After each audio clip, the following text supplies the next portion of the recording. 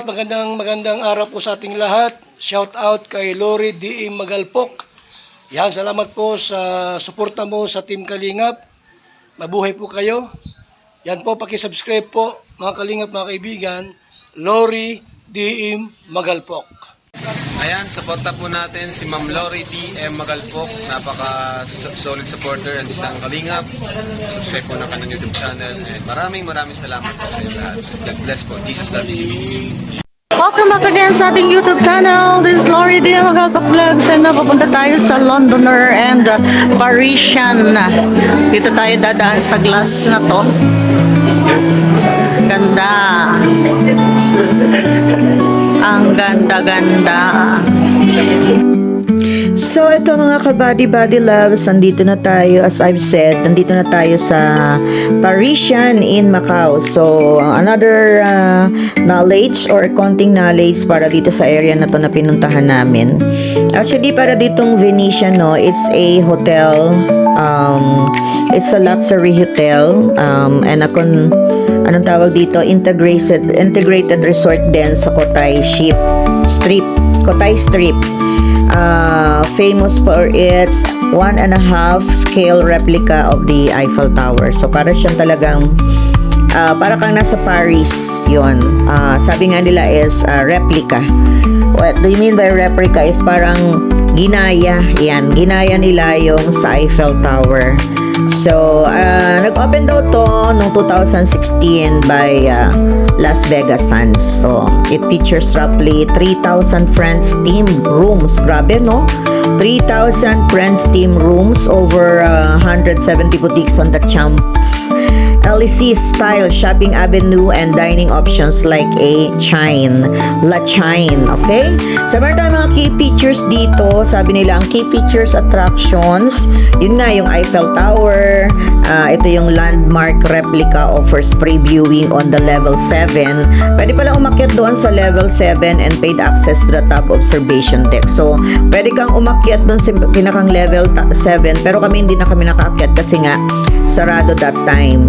So, yun yung sinasabing Eiffel Tower. Meron ditong accommodation. Meron din mga accommodation dito sa Parisian. Ang rooms ay included sa Eiffel Tower views, champagne suites, and family-friendly room.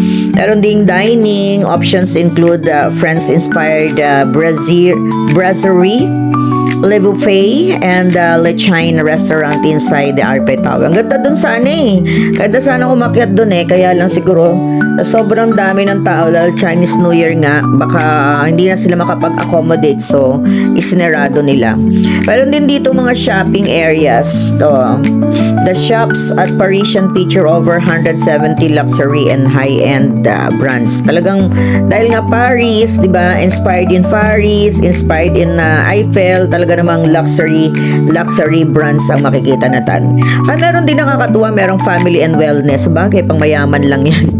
Family and wellness features the Cube Kingdom for kids. Merong mga laruan para sa mga bata, aqua world, water park, swimming pool, at saka gym. So, this resort, the Parisian resort, is connected to other Cotai Sands properties, including the Venetian, diba? Sabi ko nga, magkakatabi lang kasi ang Venetian at saka ang Parisian at saka Londoner Macau. So, makikita nyo din dito mamaya ang Londoner Macau. Isa pa yan sa pero hindi, kita natin siya, pero na lang kami dun nagtambay na lang kami dun sa hindi na kinaya ng powers natin ang maggala pa sa sa Londoner.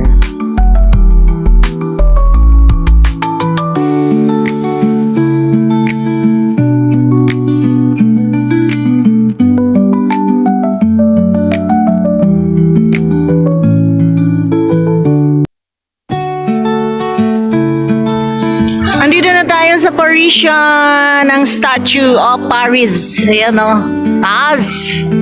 Kaya lang wala nakasarado tapos may mga fountain doon sa loob. So wala, ganito lang muna tayo kasi sinaraduhan nila. Ayaw na nilang papasukan doon ng mga tao. Ayan. At dito tayo galing kanina sa Parisian Hall. Ayan. One more look. Yan o, may fountain. Kaso hindi masyadong kita. Yan.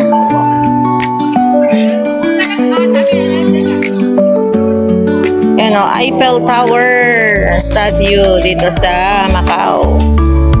So, after natin naman sa Parisian, eto, papunta na tayo sa Londoner, Macau. So, makita ko naman sa inyo yung area niya. Magkakatabi lang kasi yan Venetian, Parisian, and then Londoner. So, ayan, lakad na naman kami. Tatawid naman kami dito ng kalsada and going to the other side. Ayan, kita pa rin dito yung yung Parisian kasi nga magkakatabi lang sila. So, ayan, maglalakad na muna kami. Kainitan, sobrang tanghali na dyan, pero maganda is may araw pero malamig ang weather. So, ayan, lakad-lakad kami. Ayan, si Nene Ruth sa unahan. At after natin itong ayan na, hindi na po siya makalakad. Actually, lahat naman kami sobrang pagod na kami this time. Eto ako, ayan, pakita ko pa yung mukha ko, braso lang naman ang nakita, pambihira naman. Okay, nagkukwentuhan kami dyan, pampalis ng pagod talaga. Kasi ang aga naming umalis, di ba, sakay tayo ng mahabang bus going to Macau. So, ito na yung Londoner. Para din siyang castle. Ang ganda. So, actually, hindi na kami pumasok sa loob. Ayan, pakita ko sa inyo, di ba? Grabe. Para silang mga inspired by ancient Greeks din ang mga ang mga design nila, ang mga buildings nila.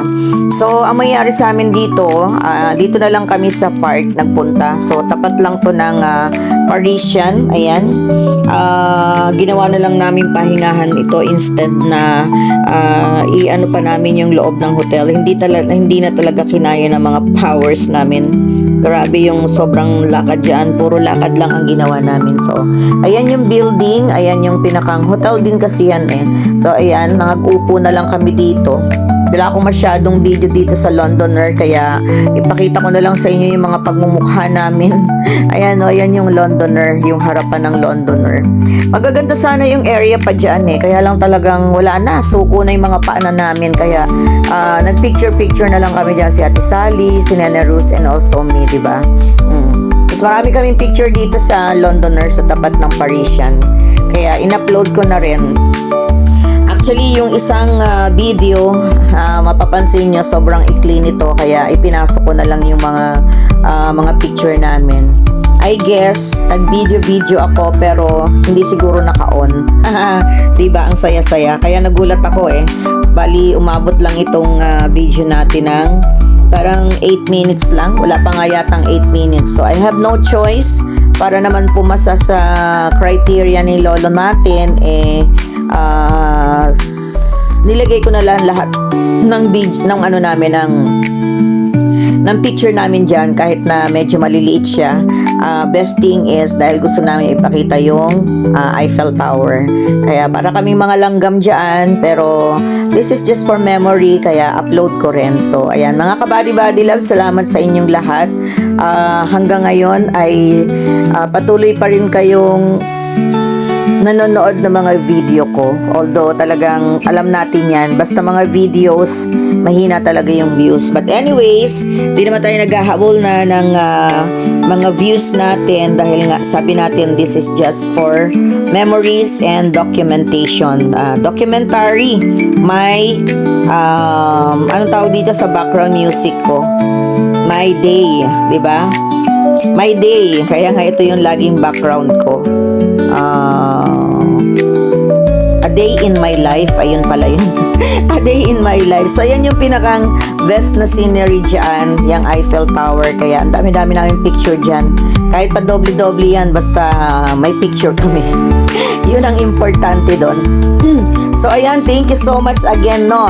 Magpapasalamat ako sa mga LDMM ko na still nandyan pa rin. Tayo-tayo lang isapat na okay na yan. So, maraming thank you sa mga susunod na araw, sa mga susunod na video pa. Tingnan nyo po pa kami makakarating. So, hanggang hindi matapos ang travel natin sa Hong Kong and Macau, ay makakita kayo ng mga videos na talagang pinaghirapan din naman namin. So, thank you again kay Nana Ruz, yan, na sumama sa atin, at kay Ate Sally. Bye everyone! Thank you so much and God bless sa ating lahat. Bye!